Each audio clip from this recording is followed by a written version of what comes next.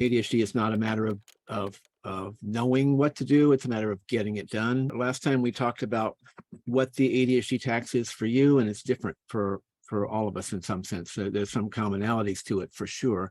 But the fact is, for some people, it's about money. Other people, it's emotional, collateral damage in their relationships. There's, lost job opportunities, which aren't always about money. Sometimes you have a mission and purpose that you want to accomplish in life, and then you don't get that application in for whatever. So it's way more complex than money. Something that each of us needs to get in touch with, because in order to solve a problem, we want to understand the problem enough to know what it is, and then we shift over to thinking of solutions.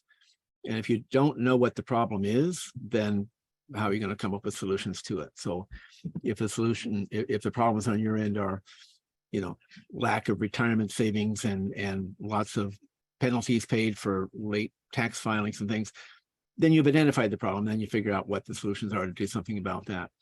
So clearly, we're not just talking about late fees. We're talking about lost opportunities and relationship implosions and all those things. Lost in confidence in ourselves, that might actually be the most damaging thing. We can repair other relationships, or we can find other relationships, but when we lose confidence and lose, our own self-compassion and self-esteem, then that's really hard to recover from. I mean, you're the foundation. We talk about centering things. We need to center ourselves in our lives. We are the center. We're the common denominator of all of it. Almost the entire ADHD tax, and whether we're talking about money or relationships or jobs, it all comes down to boundaries, setting those boundaries. There's more boundaries than you can think of. Every situation is a little bit different, but it is really important to figure out what those are for ourselves. And they are boundaries for ourselves. Sometimes it's a boundary of telling someone else no, but sometimes it's a boundary to get ourselves to not keep saying yes. Another little nugget I'll share, but this really helped me out. I started doing this not too awfully long ago. I've always been the yes person, right? But I just said, this is not working. I got to swing my pendulum all the way over the other side. I'm going to be the no person from now on. And I literally began saying no to every request that came across my desk or across my radar. And I wasn't saying no, never. I was saying no, let me think about it. Give me a few minutes or give me a day, whatever the situation warranted. Let me think about it. And then I could come back to them and say, I don't have 20 hours for that, but I can help you with this little piece, just like my coaching client, and send you on your way. You can do it, right? It also gave me a chance to prioritize different things. So it's a lot of things. So I think if we have to have a default, it should be no, not yes. You can always change your mind and they'll be delighted, right? But if you say yes, they will not be delighted if you change your mind. So every way you look at it, it's better to say no, pause for a moment, let your rational mind catch up. And you don't, not saying be rude. You can say, no, I can't do that right now. Let me give it some thought. I'll get back to you tomorrow. That's a perfectly good answer. That comes under that category. We really need to evaluate why we feel this need to say yes. It's not always just that we want to be helpful. Maybe we're seeking approval. There's a lot of different things that happen there. If we want adult-to-adult relationships, we have to set adult-to-adult relationships up.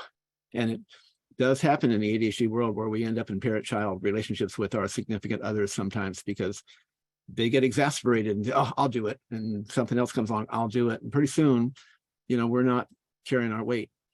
And I think we have to own that. ADHD can't be an excuse. We just have to understand that it's an explanation. And now we have a chance to do something about it. So again, boundaries, boundaries, boundaries. All right. So I want to talk about behavioral change for a minute. The behavior change is really, really hard. And one reason it's hard is because our thought is that it should be easy. So when it's hard, we're kind of blindsided. So well, how hard can that be? I've been sedentary for 5 years. I want to go to the gym for 3 days a week the rest of my life. How hard can it be? It's an hour out of my day, every 3 days a week. The problem is behavior change is tied into everything else in our life. I think of it like the matrix of your life, all the forces acting upon you, all the people the thought patterns that you have, all these different things. In a sense, they're all conspiring to keep you right where you are, right? If you go into alcohol rehab and you come out and you go back to that same environment with those same friends and that's all that, you're going to fall back into the same patterns because that's what's operating on you. If, on the other hand, you get new friends and you go to 12-step groups or whatever, then you begin to change the forces acting upon you. And it's going to come up again later, but you, as Jim Rohn says, we're the sum total of the 5 people we spend the most time with. And I think there's a lot of truth to that. So if you want to change your behavior, you probably are going to find yourself changing your social environment at the same time. In a sense, I use conspiring in a very loose way, but all these forces are conspiring to keep you right where you are. So just really want to drive the point home that ADHD tax and other money management issues, they're not math problems. We have to do the math, but it's 4th grade math. The problems are emotionally driven and they're deep rooted. So we often think in terms of the problem that we have, but we're usually just looking at the symptoms. Late fees, missed opportunities, penalties.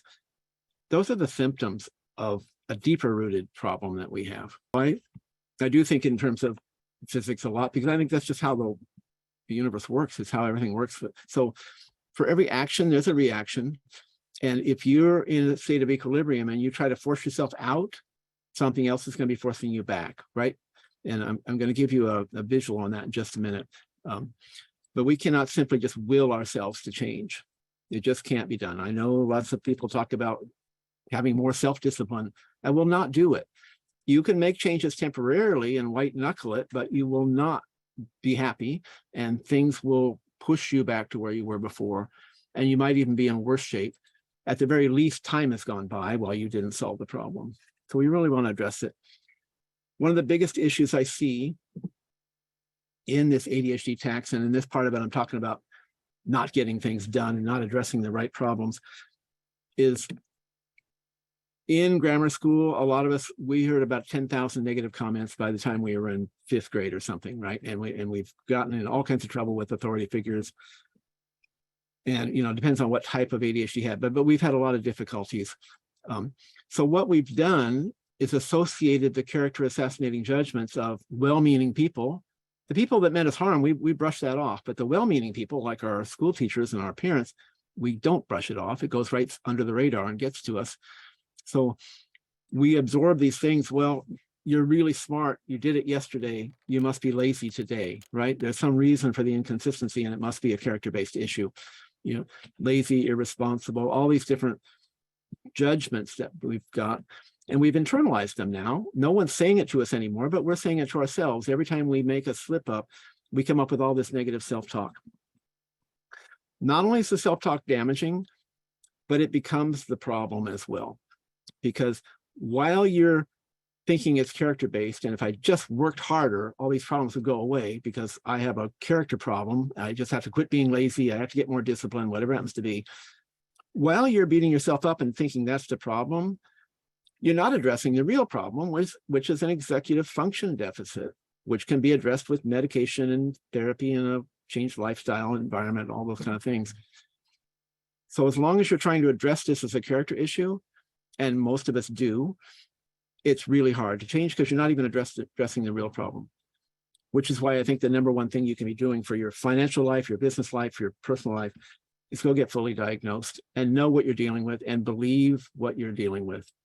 Until you believe it, you will not address it. You will replay the old tapes that you're irresponsible in one way or another. And you probably never get rid of those tapes entirely, but we want to mute them and go more towards what actually is the problem.